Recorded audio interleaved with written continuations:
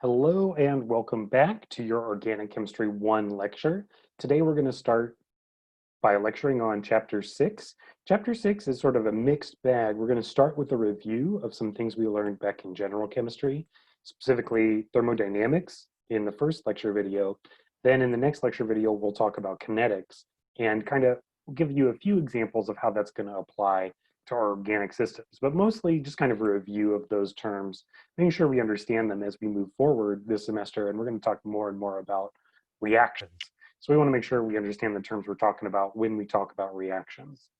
So yeah, so after that, what we'll do is we'll learn about a few different specific examples where these Gen Chem 1 and Gen Chem 2 terms come into play. And we'll finish up the chapter by talking about carbocation rearrangements, which is a type of reaction that occurs in organic chemistry a lot. Basically, like whenever you form a carbocation as an intermediate, you're going to need to check and see if it's going to rearrange. But we'll talk about that at the end of the chapter. So for now, let's go ahead. We're going to go relatively quickly through these terms because I do expect them to be a review. But this is a good chance to kind of review your notes from general chemistry, read the book, follow along, make sure that you understand what's going on as we push through the semester.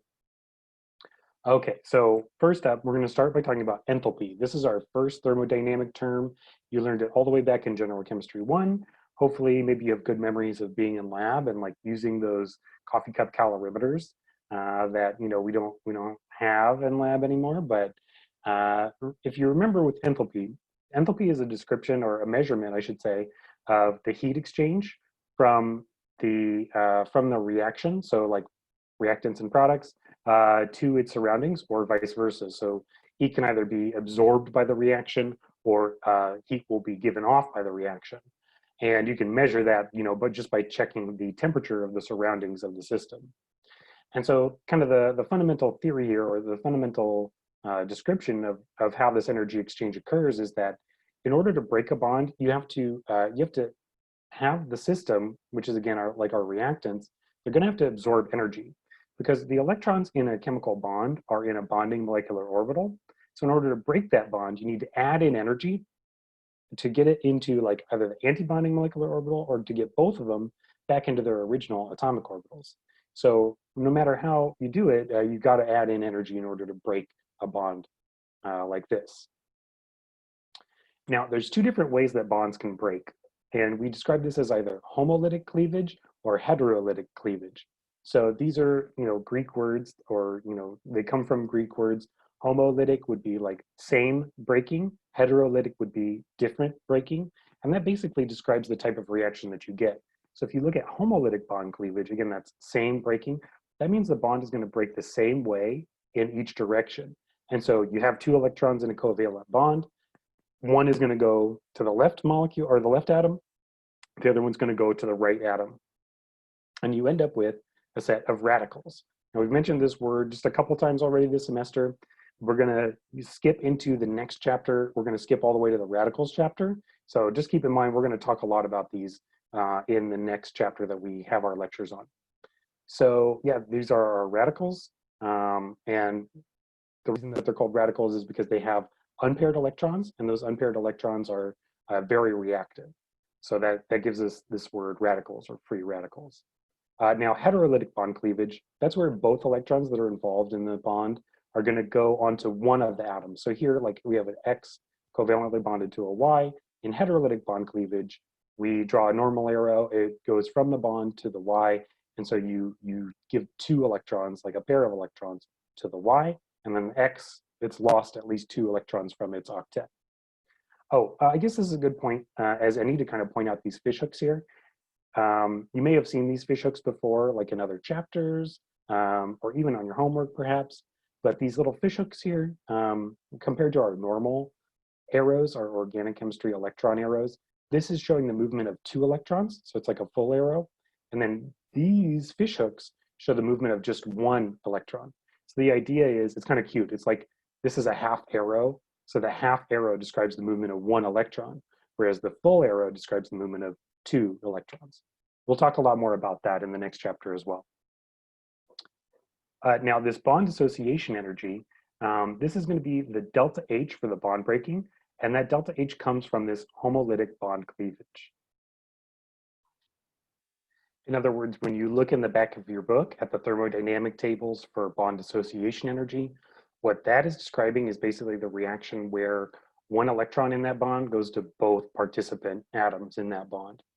So for example, like this is what that looks like. This is your bond dissociation energy table. This is just directly out of your book, table 6.1.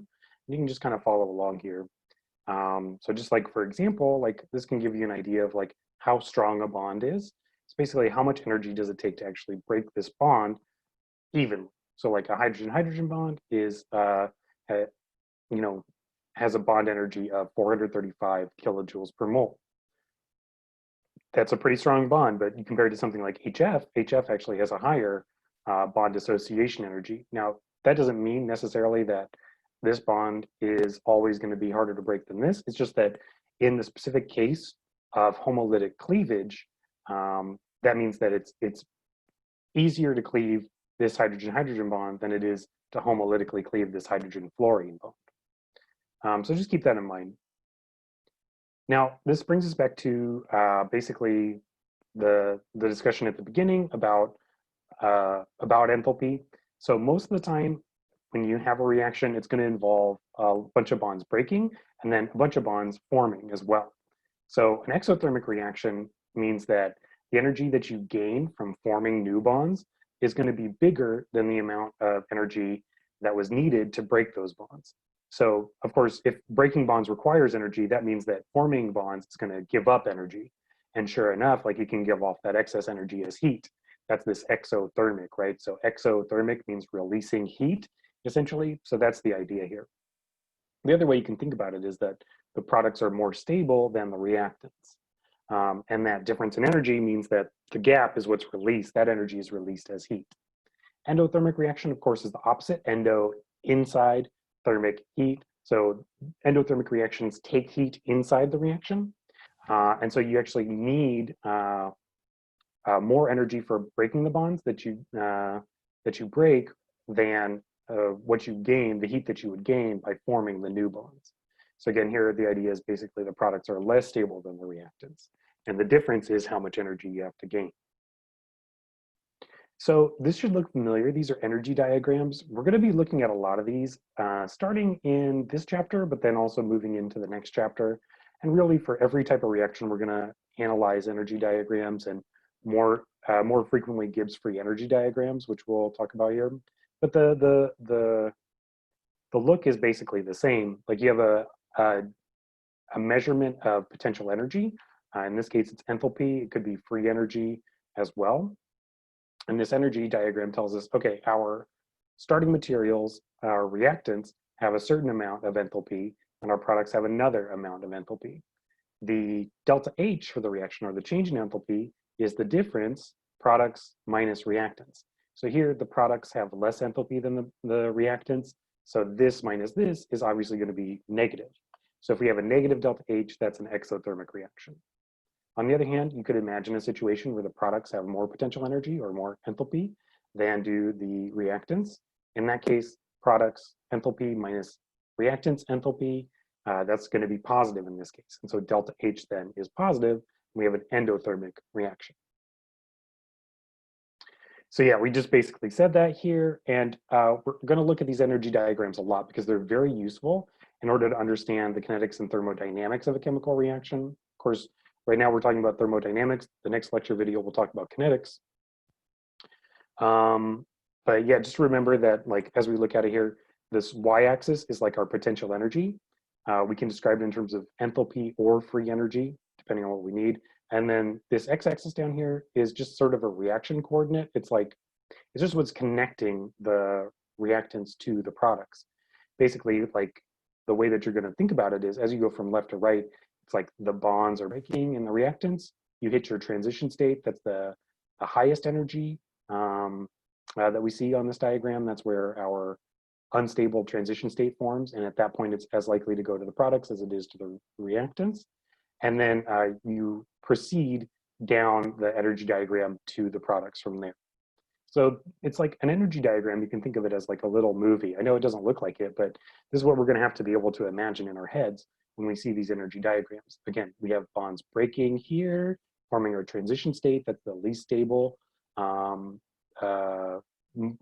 point on the energy diagram. And then as we move towards the products from there, that's the bonds forming. Okay, so we're not going to spend a lot of time on this practice problem because, again, this is kind of review. But what I want you to do is use the bond determination energy table that I'm about to show on the next slide, or you can use the one from the slide before as well, and figure out, is this reaction exothermic or endothermic? And then give me the delta H approximately for it. So again, here what we have is we have propane plus bromine, and we're forming 2-bromopropane, and then hydrobromic acid or hydrogen bromide gas. So what you should do is right now, pause the video, figure out what bonds are broken and what bonds are formed, and then once you're ready, go ahead, go to the bond dissociation energy table here, and you can get the values for that. And then what I'm going to do is I'm just going to write in the description for the video what is the answer to this question. So go ahead, pause the video, figure out your bonds. Now move on to the next table, use this table to get your numbers down, and we'll go ahead and move on. Oh, oops. So I guess we can actually just like walk through it now. So I hope you enjoyed that, but I forgot I had this slide written where I had all the answers on it here. So remember here, what you want is basically the delta H is going to be the bond dissociation energy for the bonds broken minus the bond dissociation energy of the bonds formed. So what you do is just figure out what bonds got broken and what bonds formed. For me, it's easier to just kind of look first at what bonds did form. And we can see that a carbon-bromine bond formed and a hydrogen-bromine bond formed. Now, how did that happen? Well, this carbon, where we had the carbon-bromine bond form, that used to have a carbon-hydrogen bond. That means we must have broken a carbon-hydrogen bond. And at the same time, this was a bromine, right? So Br2, these are bonded together. That must have broken as well. So the bonds that broke were a CH bond and a Br-Br bond. And then the bonds that formed were CBr and HBr. So you add up those numbers together. So you have bonds broken, 397 plus 193. Subtract from it the bonds formed, 285 and 368. Overall, you end up with negative 63 kilojoules per mole. It's a negative delta H exothermic. Okay, all right, so that was enthalpy. But of course, you'll remember there's other thermodynamic terms. This is something from second semester general chemistry, which is entropy. So one thing that you notice about enthalpy is that it doesn't really predict whether or not a reaction will go. In other words, there are endothermic reactions that can occur spontaneously. So it doesn't really tell you that if a reaction is endothermic, doesn't mean that the reaction won't happen. Even though it seems like it requires energy input, that energy can be input from the surroundings if it's to the benefit of the entropy of the universe, as we're about to talk about here again. So in order to figure out a spontaneous process, you need to consider both enthalpy and entropy. So the way that we describe entropy, again, you had a whole chapter on this in your last class, so we're just doing a brief, it's like one section, just a very brief review. The way that we talk about entropy is it's sort of the disorder of molecules, the disorder of energy in a system, really. You can also think about it as like the freedom of motion of a molecule. In other words, imagine like a gas, for example. The molecules in a gas can occupy the volume of their container. They occupy more space than do the molecules of a liquid, for example. So you would say that the particles of a gas have greater entropy because they have more states that they can occupy. Review as well, like the words microstates from last semester, that can help you out as well to help kind of refresh your memory with that. Entropy, actually, of course, I've tried to give you kind of a good description, but basically what it is, it's the number of possible ways that energy can be distributed through vibrational, rotational, and translational or motion states in a compound. So, right, so remember here, what we have is we have like a sample of gas where we've got two separate containers here, and we've isolated the gas all on the left part of this container, and then we've closed the valve here between the two. Now, when we open it, of course, we predict that we just know that the gas is going to escape from the area of high pressure over here to the area of no pressure over here. And the reason for that is basically entropy, just the likelihood of these molecules organizing themselves, and as they bounce around randomly in their container, naturally they're going to spread out and bounce randomly around until they occupy both states. Entropy describes this because it tells us basically that in this open state here, we have more ways of distributing these molecules. If they're occupying both containers, they're occupying a greater volume, they're spread out over more volume, they have a greater entropy. And that's the idea here, basically. This is an extremely unlikely state where there's only one possible, what we call microstate, whereas here you can move these particles around, and there's a great degree of freedom with which you can kind of randomly assort these molecules.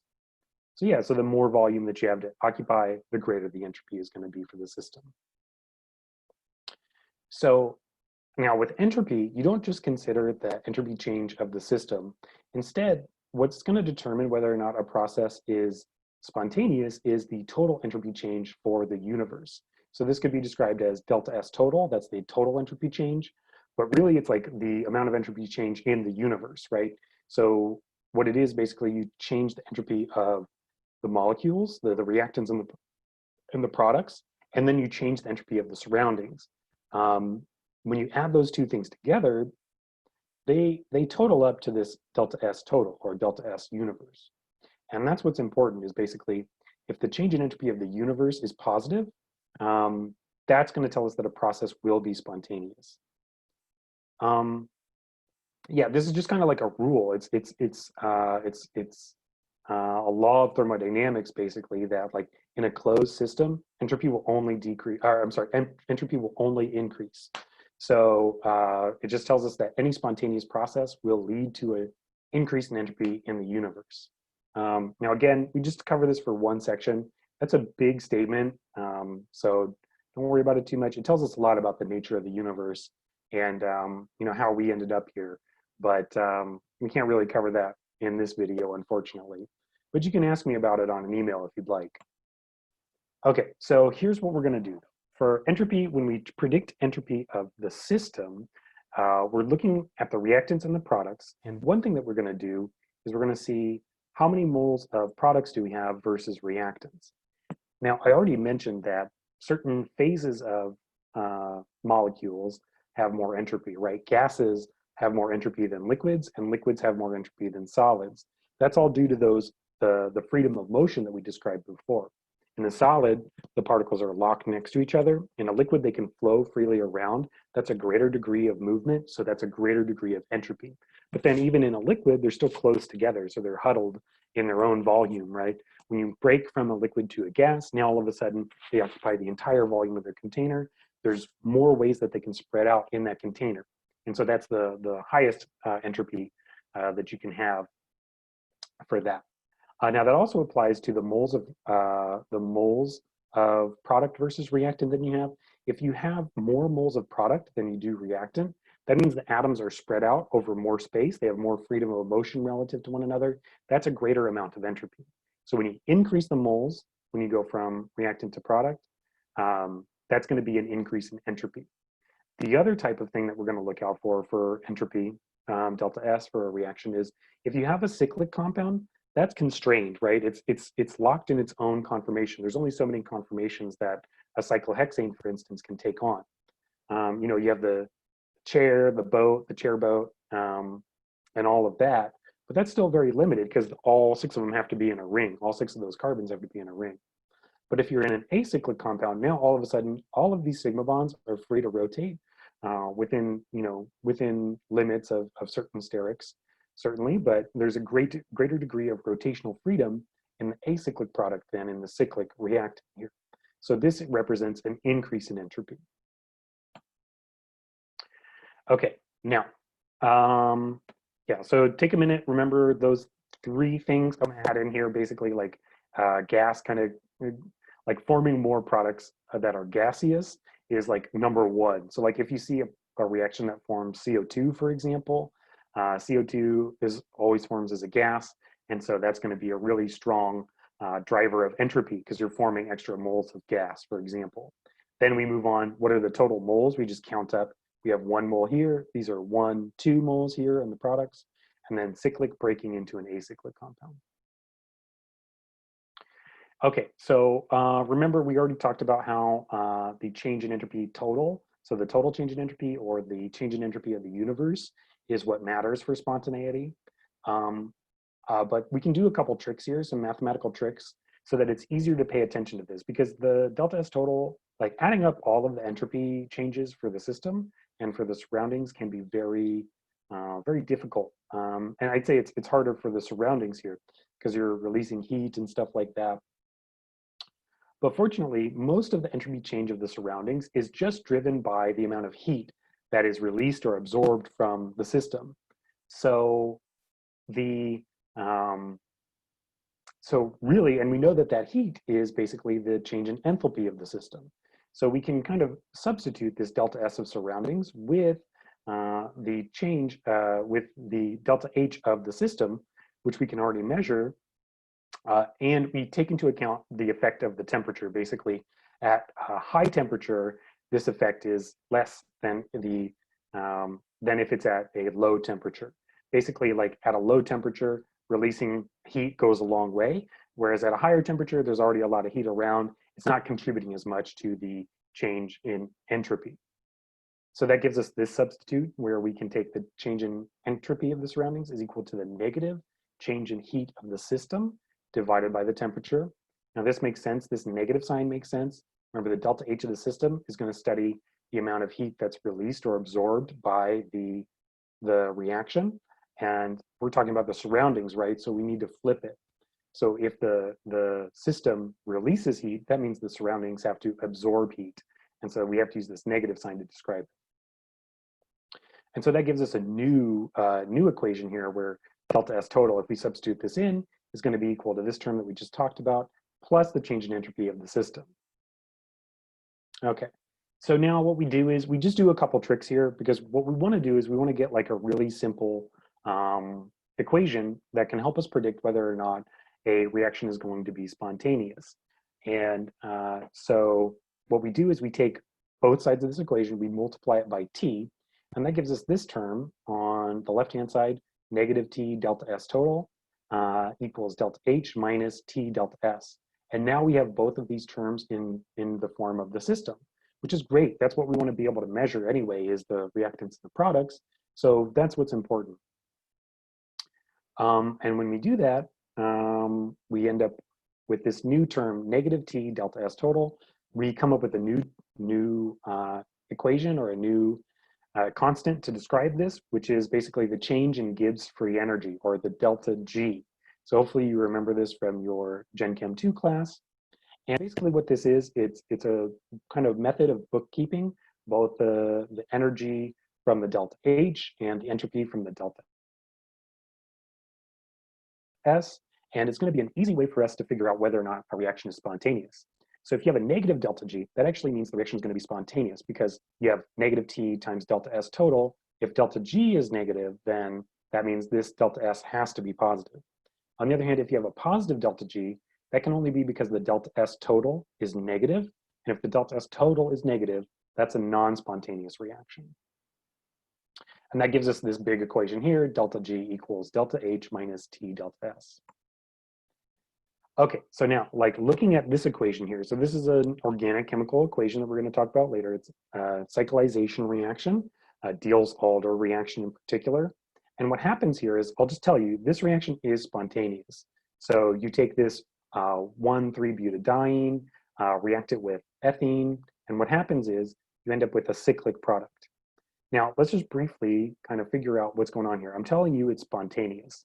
That means that the delta G has to be negative, and that the delta S total has to be positive. Yet when we look at this reaction, we might not predict that it's spontaneous. Think about what that means. So think about the sign of delta S here and what that is likely to be. Okay, so here we're going from 2 reactants to 1 product. That should indicate that this would be unfavored compared to its entropy, right? This should indicate a loss of entropy when we go from 2 moles of a reactant to 1 mole of product. Likewise, we have acyclic reactants and we form a cyclic product. That should indicate a decrease in entropy again. So the delta S of the system has to be negative. Okay, But we also know that the delta G of the reaction has to be negative because I just told you it's spontaneous, right? So what does that mean for the enthalpy of the reaction here? So T delta S has to be a negative value because of the reasons I just mentioned. And if that's a negative, then this overall contribution, negative T delta S, is going to be positive. That means that in order to have a negative delta G, delta H has to be negative, and it has to be more negative than the T delta S. Then the negative T delta S is positive. Basically, it has to be more important and kind of a stronger negative value. And the way that basically this works is basically the entropy of the surroundings that's going to change basically by the heat that's being released by the system. It's increasing that entropy of the surroundings more than the entropy of the system is increasing, because we see that the entropy of the system actually decreases. Okay, now we're going to look at energy diagrams once again. I mentioned before when we looked at energy diagrams, we can do the same thing but with free energy. And in fact, that's mostly what we're going to look at. We just want to bring up a couple of new terms here. Rather than endothermic or exothermic, if you have basically a spontaneous process where the products have a lower Gibbs free energy than the reactants do, we call that exergonic. Remember that delta G is going to be negative. It's products minus reactants. That's got to be negative if the products are less than the reactants. That's exergonic. In other words, it's releasing free energy. On the other hand, if you have a situation where the products are higher in Gibbs free energy than the reactants were, the delta G is positive, we call that endergonic. Okay, so just a few terms here to kind of refresh yourself on before we move on to applying this to the organic chemistry system. All right, so that does it for the first lecture on chapter 6. We're going to move into the next lecture. Make sure to ask any questions in the comments down below, and I'll get to you right away. See you soon.